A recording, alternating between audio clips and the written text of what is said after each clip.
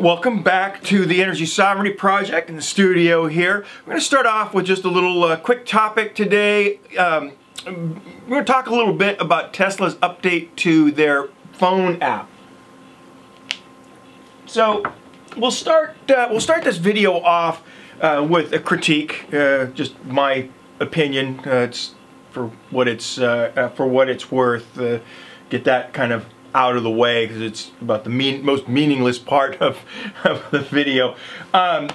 So when I first saw this on the app, my initial thought obviously was, okay, well, what's the graphic for? They're showing the solar panels, and so it shows on there how much the panel was producing. You can see that there.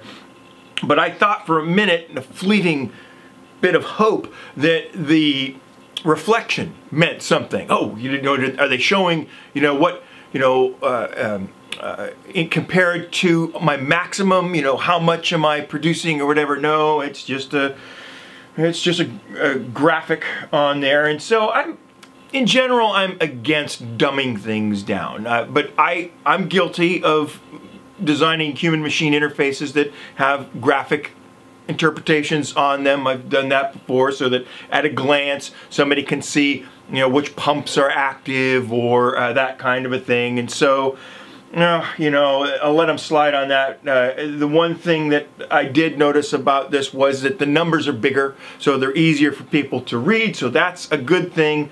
But just in general, I'm not a big fan of dumbing things down. This was their previous screen for those of you who might be new to this and maybe just got your system and you haven't seen the previous version yet. But I liked this. It said what it needed to say. It showed all the elements. It showed which direction stuff was flowing in, and so that was fine. I didn't really see any need to dumb things down. But that said, let's go ahead and talk about the new elements for the app that they added that are kind of cool.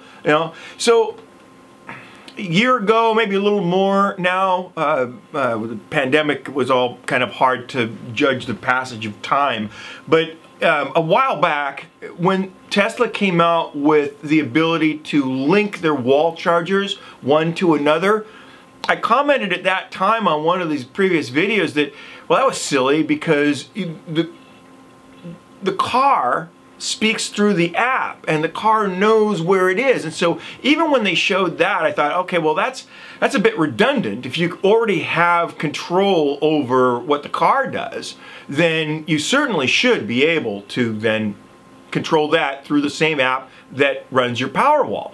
So that's the main takeaway for the update of this new app. Now, I've spent a week or so now playing with it, a couple weeks now playing with it. I was going to release this video a little earlier, but they did a couple of updates to the software, and so I wanted to make sure that they didn't do anything to fix anything that I was about ready to present to you now. So on the new app, pull this up real quick here, they have a screen where you can go and turn off the grid, go off grid at the touch of a button. That's really handy. That's going to help us a lot later on. We're going to do that zombie apocalypse little test for you guys, so that should be kind of fun. And so I'll be able to turn the grid on and off remotely.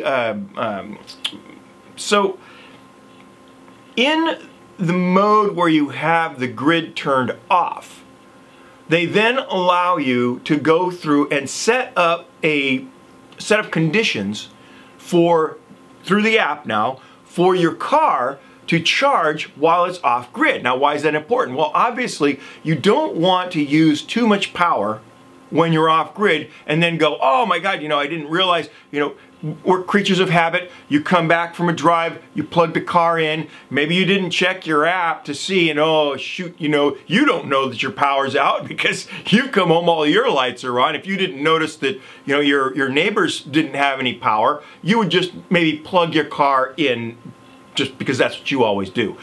And then if it was a long drive, then the next thing you know, you've completely depleted the Powerwall system for your car and shot all the the power from the power walls into the car.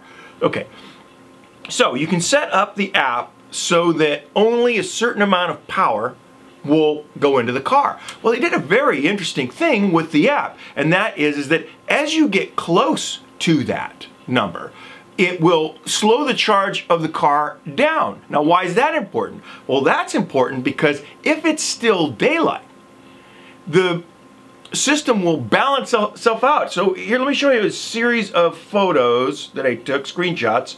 So here's the car as its set point, and you'll see that now that it's decreasing slowly as we get closer and closer to what the contribution of the house is. And so then it stabilizes for a while, and then as the home reduces further, as far as the solar contribution to the home now, it eventually gets to the point where it shuts the car off. Very cool, very cool. Okay, that highlights the capability of the system.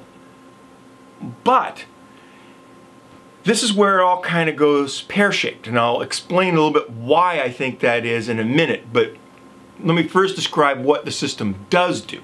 So it reduces the charge of the car, eventually it shuts the charge of the car off, but when the sun comes up the next day and starts to charge the system, right? Now, say like we did here, you set the set point for 80%, and it gets to that 80%, it drops below or to that 80%, throttles the car down, shuts the car off. Well, the house is still using power, right? And so maybe you get to 70% overnight or whatever. Your systems may vary again depending on size.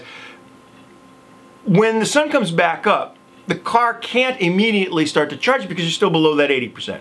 And so then at some point during the day, the home hits that 80% and then goes above that. Now, what you would expect to happen would be that the car would then slowly start to charge, first at a reduced charge, and then as you get more and more and more solar contribution, then it would contribute that additional power to the amount that it could to finish charging the car.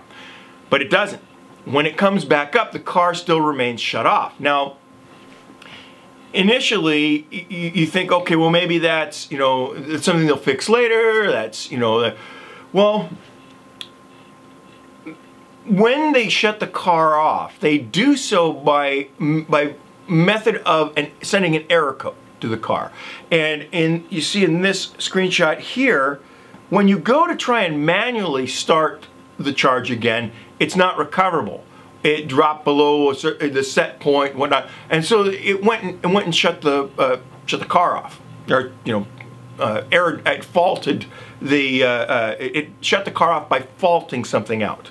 Okay, how do I know it's faulted something out? Well, because the following day I went through and I used another program that I have, remote Tesla remote. This one here, and that's one that I like to use. It's got a little more visual functionality on it. I've been using it for several years now, but I used that app to then repeat the same thing, but not using the Tesla app. I throttled the amount of current down manually, right? Because again, that's I'll show that right here. That's what that circle is. I used that section. I can actually control how much current goes to the car, and then turn the car off. Used it to stop the charge before it got to that 80% mark, right? And then the home depleted the charge below 80% that evening, and then in the morning it came up. I watched the app. As soon as it hit 80%, I turned the charge back on, but reduced the current, right? And then manually brought the current back up. Again, just playing with it, just monkeying around to match the amount of current that was roughly supplied by the solar, and still being able to charge the battery just a little bit.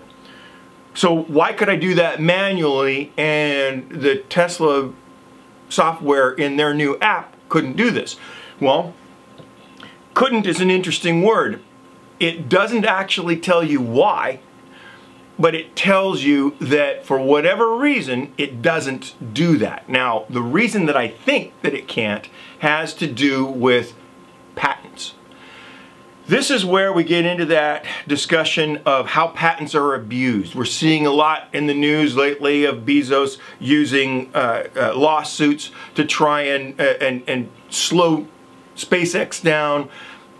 Other companies do the same thing. Whether or not they're just trying to milk a little bit of value out of it, make somebody license some small aspect that they've come up with. But at some point, it really does become abusive. And I'm hoping that the patent courts, as we start to move forward in the future, start to realize this: that if you have general control over systems like what we've just discussed here, that it makes the minutia of turning something off and turning something on unpatentable, simply because it's like trying to patent the wheel. It comes to a point where what you're trying to patent is too basic, too broad, and that now you let it go. So I think that is what Tesla is running into now, that somewhere there is an application or a device that mimics this and allows total control over vehicle charging or that kind of a thing. And the reason that it doesn't, or the reason that they can't do that, is that they haven't yet found the loophole that allows them to do it. Now, the reason I'm pretty sure that this is the case is because everything that I just told you is only possible if you first set the Tesla software so that you're off the grid, manually off the grid. And so that seems to be the loophole that that they're using.